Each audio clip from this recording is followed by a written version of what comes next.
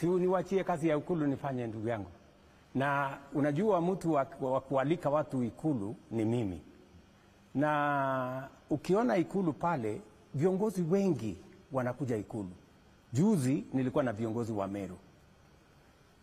Hii wiki peke yake nimeonana na viongozi wa kutoka Western Kenya, wabunge karibu 40 walikuwa pale. Sio wote walikuja, kuna wengine hawakukuja. Nimekutana na viongozi wa kutoka Lower Eastern hii wiki hii. Sio wote walikuja, kuna wengine hawakuja. Unajua kuja Ikulu hakuna lazima, ni kwa mtu kupenda. Na ukishapatia mtu mwaliko na asikuje, huwezi sasa kumwekea lawama.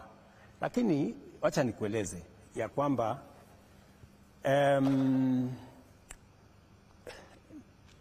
mimi niko mlimani.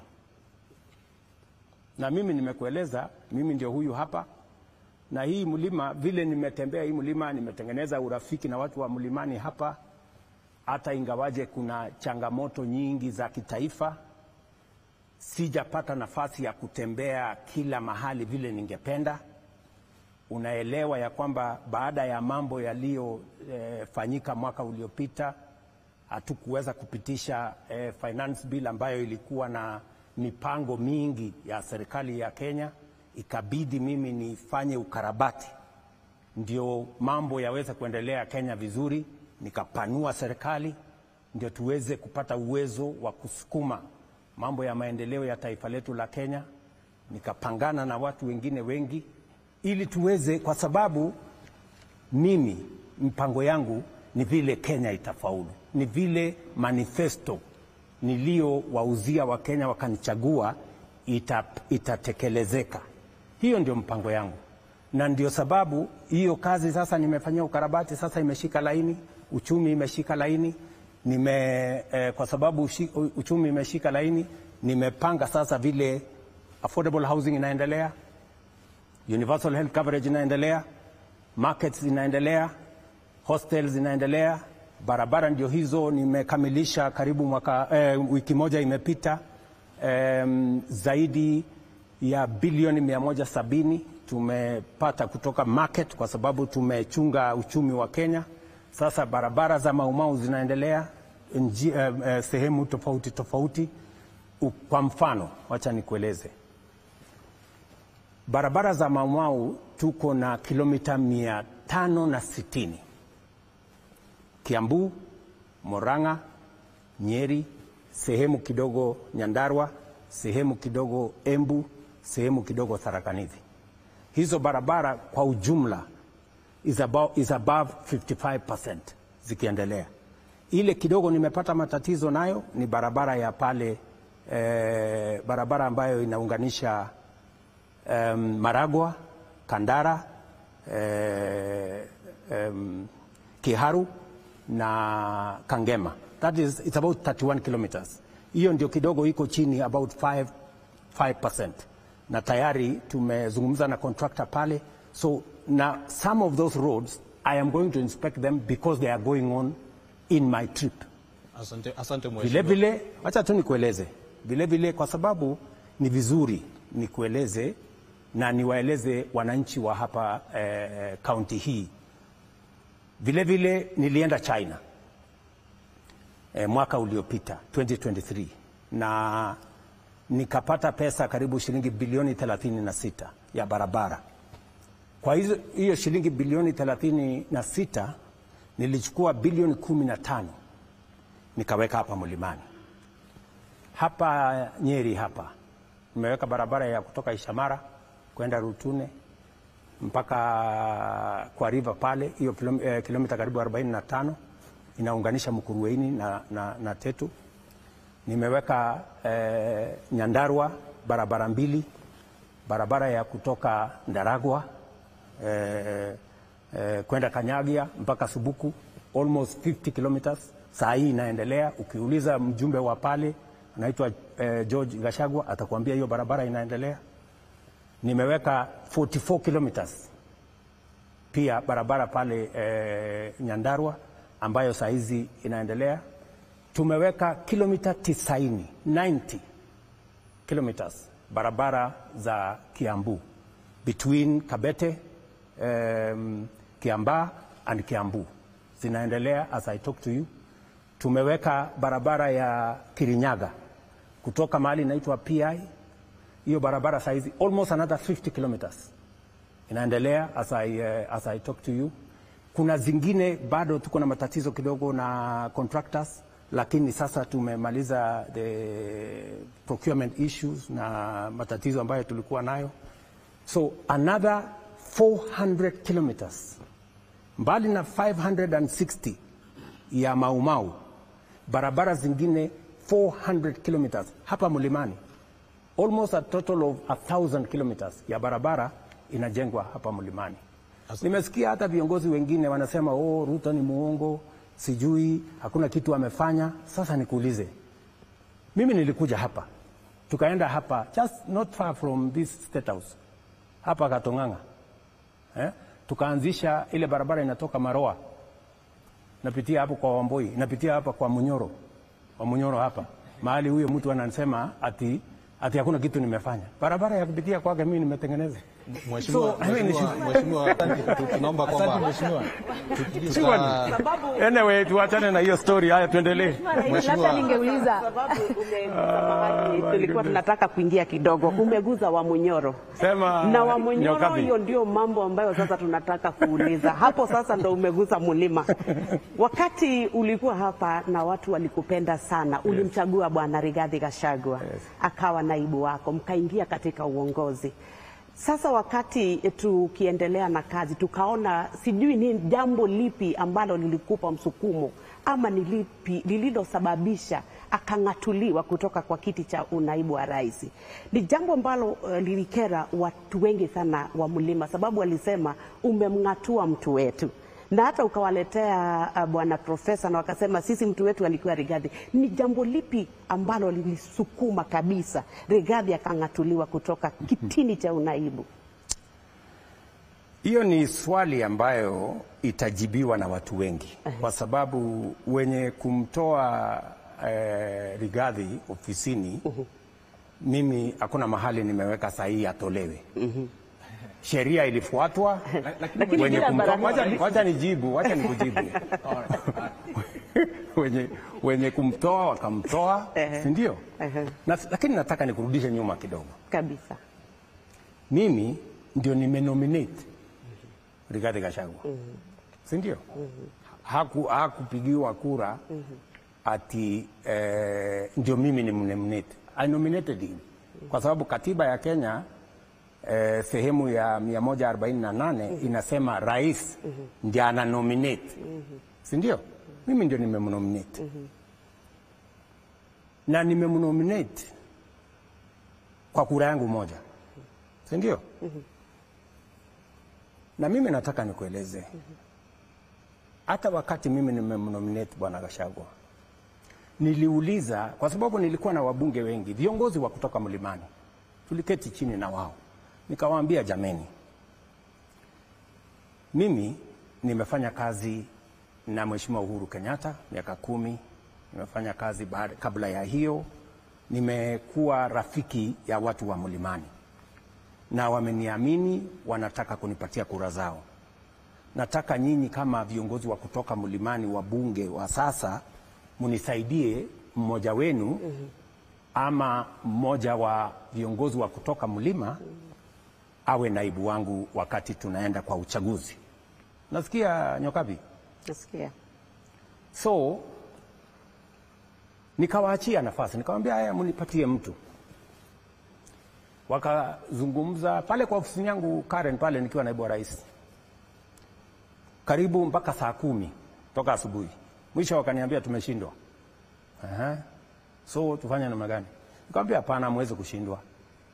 Wakaniambia kwa sababu tumeshindwa tunaweza kupiga kura. Nikamwambia pigeni kura. Wakapiga kura. Nasikia? Si unataka ukweli? Kabisa. Ikapigwa kura. Huyo Profesa Kindiki akapata kura 27. Ule rafiki yangu Rigathi akapata kura 5. Unasikia? Sasa wakati hawa viongozi wameniletea majibu, nikawaambia wacha nifikirie kama vile tutakavyoenda. Mwisho nikawapasuade, nikawaambia sikizeni, mimi nalaumiwa Mlimani kwamba mimi nimeshikana na viongozi wachanga, viongozi vijana, sijui Ndindi Nyoro, sijui Kimani Ichung'wah, sijui nani, hawa vijana wadogo wadogo, na hata huyo profesa ako katika kiwango hiyo. Nikamwambia ili tusionekane kwa watu wa mlima, pengine nimechukua vijana, wacha nichukue huyu mzee karibu wa rika yangu, pengine mzee kidogo kuniliko, shingo upande. Wakaniambia wewe ndio kuamua. Sawa, mimi nikaamua, tukaenda pamoja na ndugu yangu Rigathi. Hiyo ilikuwa ni miezi mitatu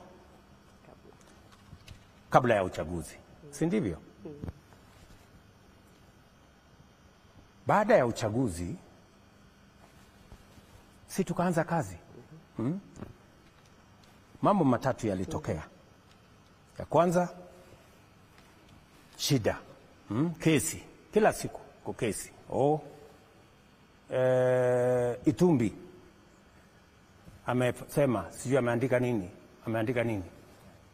Sasa tukafanya kesi, kaita Itumbi. Deputy President ameketi hapo, mimi hapa. Wewe Deputy President anasema umefanya. Haya, tunamaliza kesi. Next, baada ya wiki moja, Faruk PA, mtu mdogo, amefanya. Haya, naita Faruk, nafanya kesi. Tukamaliza hiyo. Kidogo Ndindi Nyoro amefanya, ameitisha mkutano sijui Kiharu, amepanga wabunge wengi. Mbona amepanga wabunge? Mbona naita Ndindi Nyoro. Tumeketi chini, kesi. Haya, kuisha hiyo, Kimani Ichung'wah sijui amesema. Sasa mpaka nikamuuliza, ndugu yangu, wewe ni naibu wa rais wa Kenya, bloga huyu Dennis Itumbi, bloga, unasumbuana na yeye nini? PA ya ofisi, mtu kidogo. Hawa vijana, sijui Ndindi Nyoro, sijui Kimani Ichung'wah, sijui nani, sijui mama mwingine, sijui anaitwa wa kutoka hapa, ati alikuja, sijui anamwambia wewe unazungusha marinda, sijui. Sasa nikamwambia hivi tena kidogo ni nini? Just wait. Si umeniuliza swali kabisa. So nikamwambia tafadhali tufanye kazi ya Wakenya, tuache hii makesi kidogo. Ndio hiyo, yeye ameanza vita na wabunge. Hawa wabunge wenye kumuondoa bunge, vita na wabunge. Nyinyi wabunge, kabla ya Disemba msiponipigia magoti mtaenda nyumbani. Wabunge ndio hawa. Wabunge ni wanasiasa. Sasa wabunge wakasema Disemba tutaenda nyumbani tusipokupigia magoti. Okay, kabla Disemba na sisi tutakushughulikia. Nasikia vita mwenyewe ameanzisha na wabunge. Ya tatu, naibu wa rais kazi yake kubwa ni kumsaidia rais. Mimi nikiwa naibu wa rais wa Uhuru Kenyatta, you people in the media, you are witnesses. Mtu mwenye kwenda TV kutetea program ya equipment ya hospitali, program ya electrification, program ya barabara ya serikali, ilikuwa ni mimi. I went to more TV stations many more times than even the president himself, kwa sababu ni kazi ya naibu wa rais kuprofile kazi ya serikali.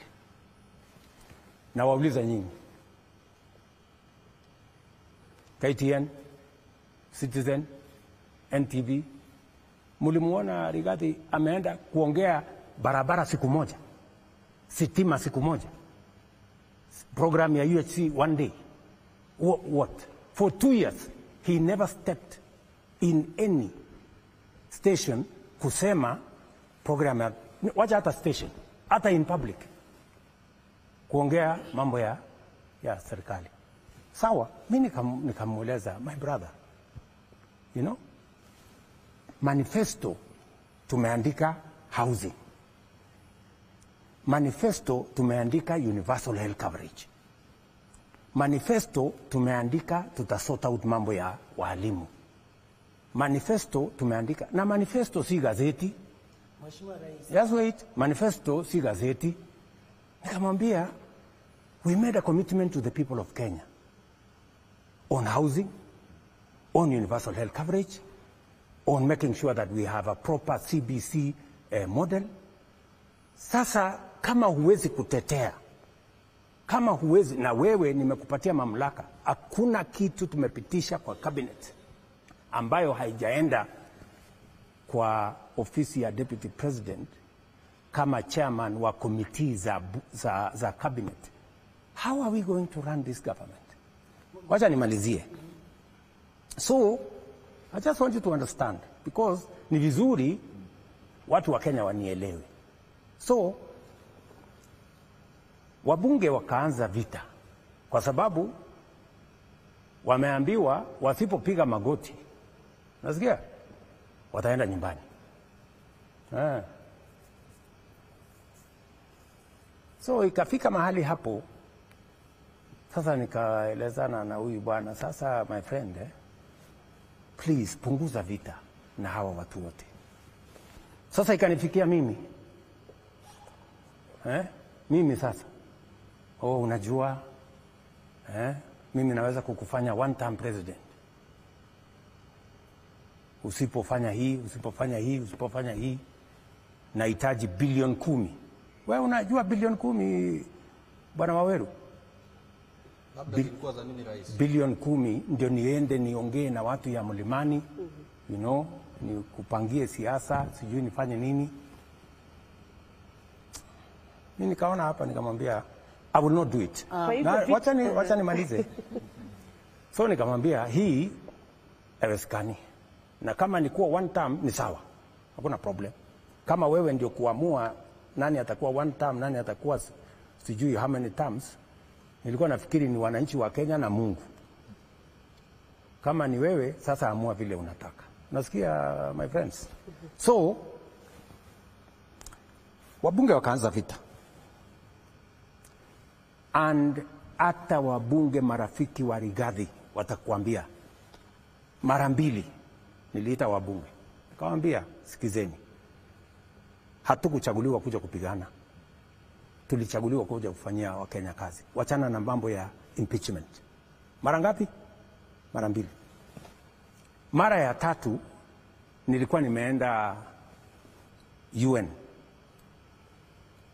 nikaitisha mkutano kwa sababu nilikuwa nimeona wameanza tena maneno ya impeachment. Nikaitisha mkutano, nikamwambia wabunge, kujeni tufanye mkutano. Wabunge wakakataa kuja mkutano, wakasema, wewe umetuzoea. Ulitukataza mara ya kwanza, ukatukataza mara ya pili, sasa utaamua. Either tutaendelea na tukuulizi, atuulizi kura yako. Kura yako haihitajiki bunge. Sisi tutafanya vile tunavyojua tutafanya. Hiyo ingine wachana na sisi. They never came for the meeting. My friends, I tried. In fact, kama ni kuokoa, nilimsaidia wakati wa bunge, wa ile bunge ya mbeleni. Wakati walimkataa, mimi ndio nilimkubali. Wakati wamejaribu kumfanya impeachment ya kwanza, mimi ndio nimezuia. Impeachment ya pili, mimi ndio nimezuia. Sasa mimi nataka niwaulize nyinyi, kwani Wakenya walinichagua mimi niende nifanyie kazi mtu mmoja ama nifanye kazi ya Wakenya wote? Mheshimiwa Rais. So, I mean, tafadhali mambo ya hiyo tufunge hiyo chapter. Wacha swali moja tu labda, sababu ulikuwa